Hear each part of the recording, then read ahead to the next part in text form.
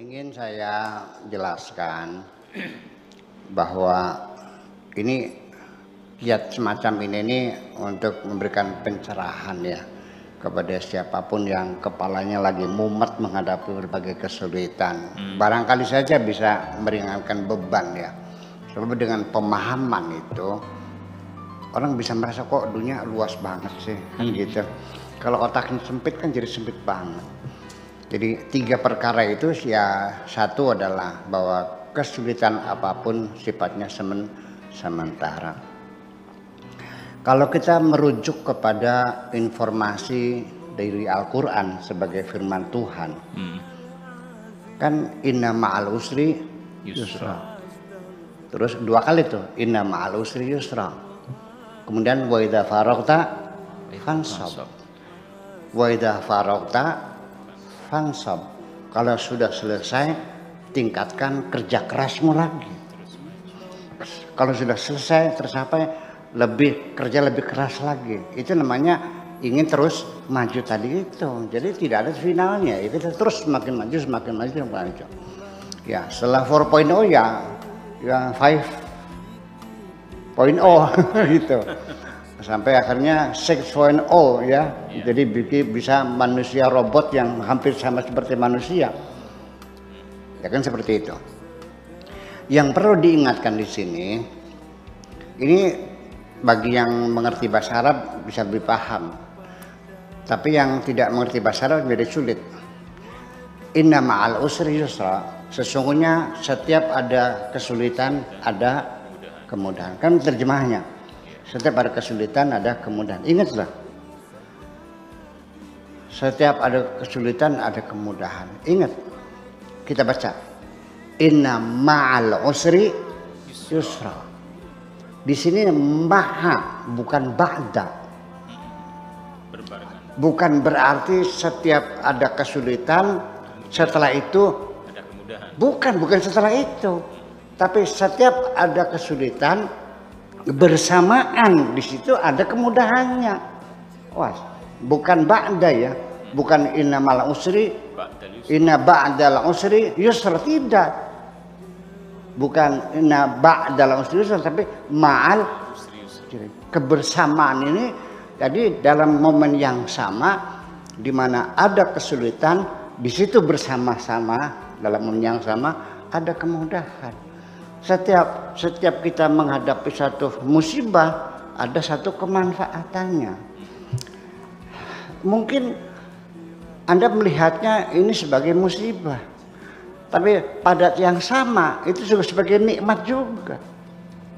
Di situ adanya kebersamaan. Jadi inna ma'al usri yusra, bukan inna ba'dal usri yusra, bukan setelah.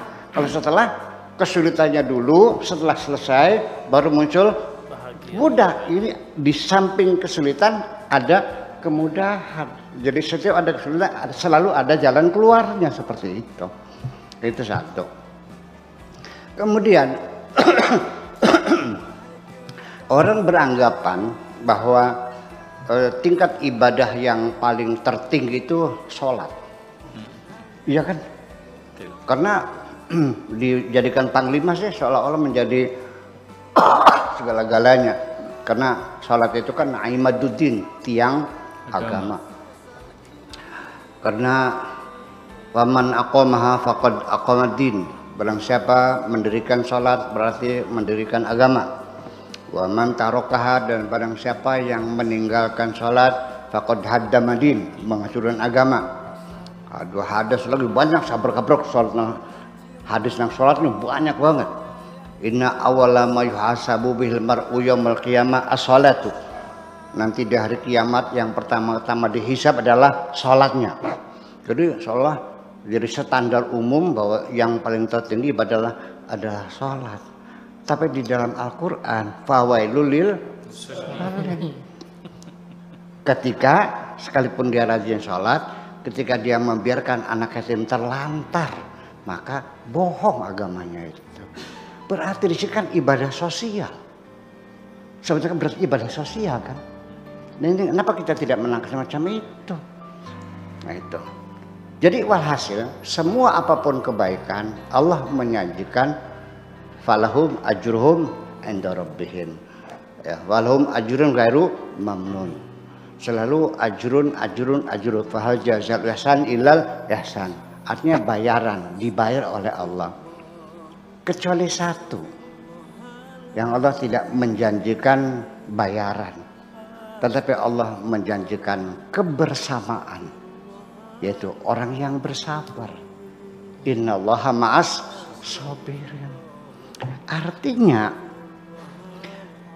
kenapa Allah tidak menjanjikan bayaran, tapi kebersamaan? Perempuan yang bekerja nyuci piring, masak buat saya, nyetrika baju saya, tiap bulan saya kasih bayaran. Tapi yang tidur bersama saya adalah kekasih saya. Paham nggak? Yang bersamaku adalah kekasihku. Itu mah pembantu, bujang itu mah. Yang penting dibayar. Jadi artinya ternyata kita mesti paham, orang sholat enak, muka bersih, kopok bersih, ya, korong bersih, kudal bersih, sholat berjamaah, banyak teman, ya kan, orang zakat tersanjung, ya kan, orang-orang miskin pada bisa makan, ya, seperti itu kan. Kita naik haji enak, naik pesawat lihat mega dari atas, ya kan, ya, naik pesawat. Di situ mengenal berbagai macam peradaban, bertemu di Mekah. Tapi bersabar, apa yang Anda rasakan? Menahan penderitaan. Paham nggak? Bayangkan, sudah istri minta cerai, anak kena narkoba, rumah mau disita bank. Bayangkan, Anda tetap bertahan, bersabar, mengharapkan rahmat Allah dan tidak pernah berputus asa. Anda tidak pernah jalan pintas, tidak merampok, tidak menipu. Anda siap, aku siap mati kelaparan daripada aku berbuat jahat, dan hanya berharap kepada Allah. Karena kesabaranmu itulah Allah janjikan engkau akan bersamaku nanti. Jadi artinya, jadi ibadah sabar ini adalah ibadah tingkat tinggi sesungguhnya. Dan Allah menjanjikan kan gitu, bukan sekedar pahala yang besar, tapi kebersamaan. Tapi di sini saya karena karena ruangannya tidak mencukupi, gitu, maka Allah menjanjikan imbalan yang besar. Yang besar itu yaitu